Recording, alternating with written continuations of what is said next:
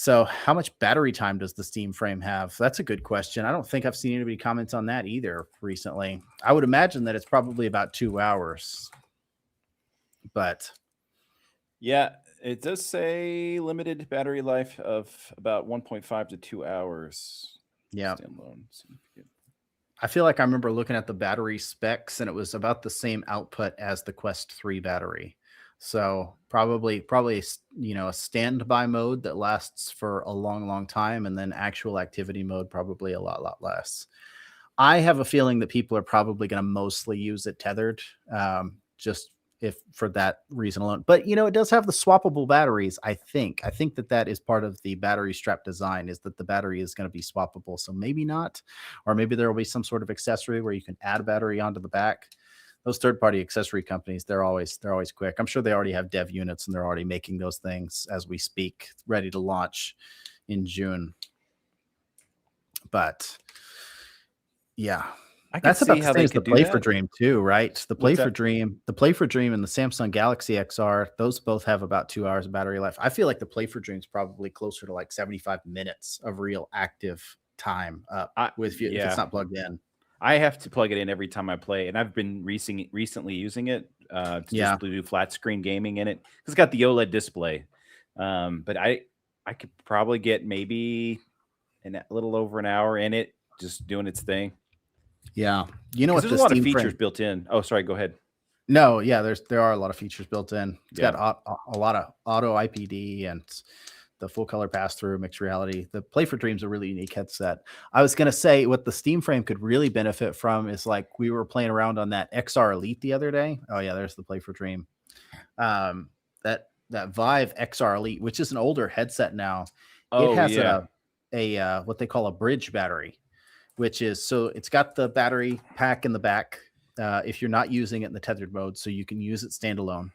And if Pull you that want up. to swap the batteries out, or if you just want to swap from the tethered mode to the battery mode, it's got an internal battery in the headset that keeps the headset on for a while so that you can make the swap without having to reboot the headset. I have a hard time seeing how the Steam frame could have hot swappable battery packs like the actual strap itself, without some sort of bridge battery. And I don't remember seeing a bridge battery on the parts list. It was just the single battery.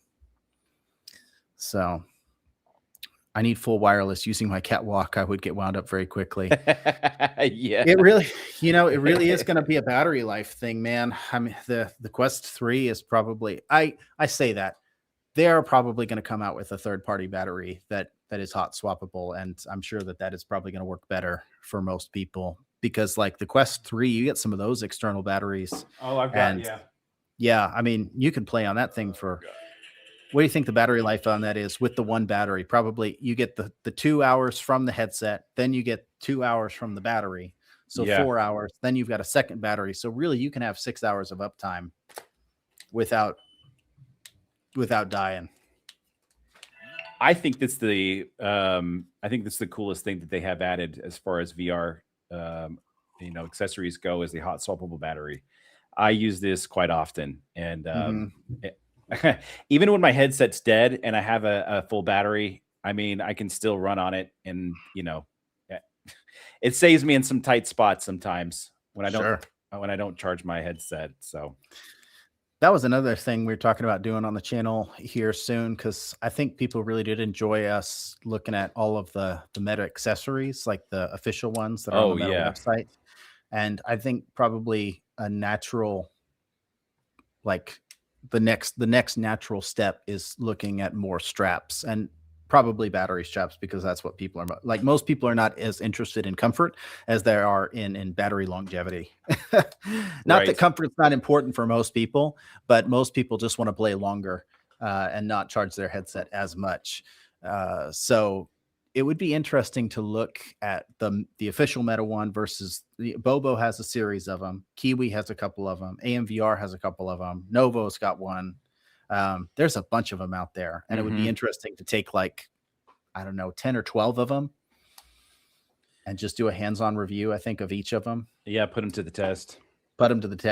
And that's kind of what EgoDocs 2 was saying about the facial interfaces too, is that obviously Meta has their their facial interfaces. They've got the OEM ones that come with the headsets. They've got their kind of, next step up ones like the open interface and then the Hmm. silicone interface. But then there's all these third party companies that offer all sorts of bells and whistles. And some of these interfaces have fans in them, and some of them are super comfortable material, and some of them are cooling foam, and some of them are like the big screen beyond, like 3D printed, like custom to your facial interface, like the oblique is. So I think that that would be a really fun thing to test on the channel as well. The Bobo S3 is great. The AMVR BS1 is so similar to it, but less expensive. See, I think that'd be a good head to head Right. to just kind of try that out and experiment with it.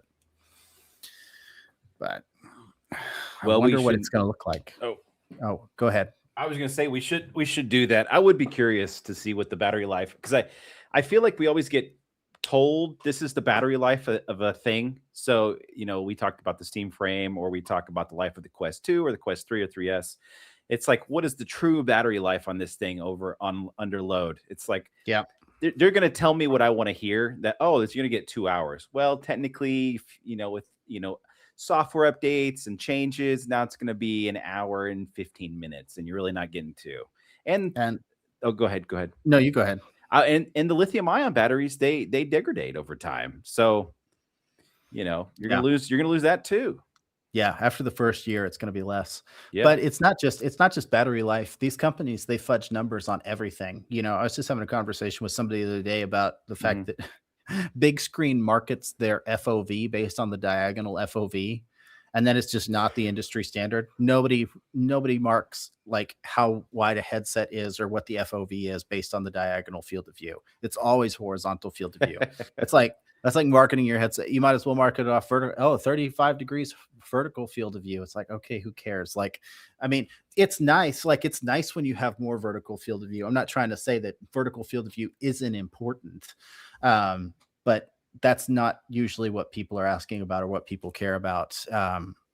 It's just they just Yeah. fudge the numbers on these things because they're trying to sell the headsets, and it, Yeah. it is a little dishonest. So the only way to know is to do these head-to-head tests. We were talking about doing like an audio test on the channel, Oh yeah. comparing, because we've got, I mean, how many different headsets do you think we have to test here? 20 units, At 25 least. units, Yeah. something like that. Like modern VR headsets. I mean, we've got older ones too, like the CV1, and I've got a DK1 over there, um but just testing every headset's audio, every headset's battery life, every headset's field of view, like actual field of view, not just what VR Compare says or what Meta says or what Big Screen says or what Hmm. Pimax says.